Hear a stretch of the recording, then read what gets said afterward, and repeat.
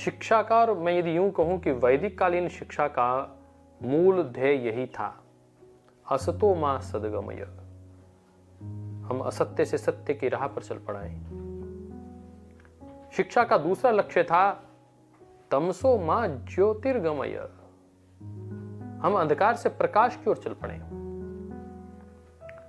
और तीसरा लक्ष्य था मृत्योर मा अमृतम गमय, कि हम मृत्यु से मोक्ष की ओर अग्रसर हो पाएं, उसके राही बन पाएं।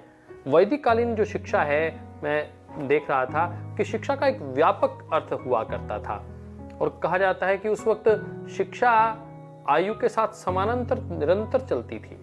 मैं कुछ लिख रहा था, मेरे सामने कुछ तत्व थे कि वैदिक कालीन शिक्षा में गुरुकुल में जहां भाषा का बोध करवाया जाता था, यज्ञ का बोध करवाया जाता था, योगासन ध्यान करवाया जाता था, शस्त्र विद्या दी जाती थी, राजनीति की विद्या दी जाती थी, और अर्थशास्त्र की जानकारी दी जाती थी, क्योंकि राजा और प्रजा एक साथ पढ़ा करती थी।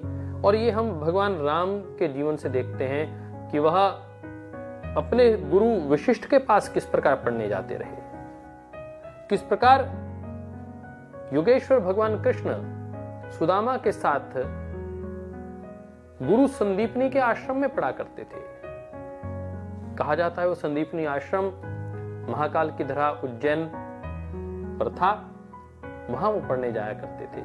तो एक गुरुकुल की शिक्षा पद्धति है जहां समग्रता है, जहां व्यक्ति के जीवन का संपूर्ण विकास है, समग्रता के साथ संपूर्ण विकास है, और अंतर ज्योति जहां जागृत करने की बात की जाती है।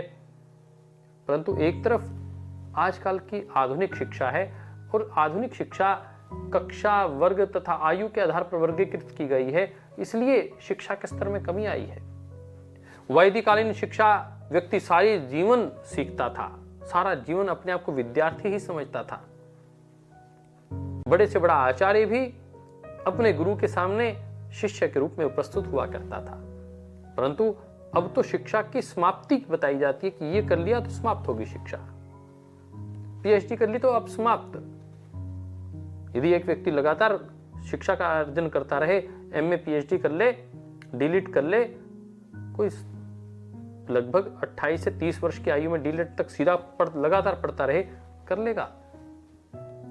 ये शिक्षा है हमारी भारत की अभी वर्तमान आधुनिक काल की। इसमें परिवर्तन की आवश्यकता मैं अनुभव कर रहा हूं। आधुनिक शिक्षा और जो शिक्षा नीति है उसमें कुछ ना कुछ तो कमी है ही।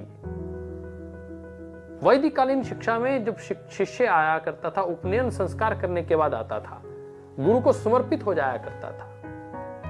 अब उस उपनयन संस्कार की जो उपनयन अर्थात जो शिक्षा के नयन गुरु के पास जाकर मिला करते थे। उपनयन मायने एक चश्मा, दर्शन करने का, दिग्दर्शन करने का एक भाव ही बदल जाता है गुरु शिष्य परंपरा के साथ शिक्षा को अर्जन करने में।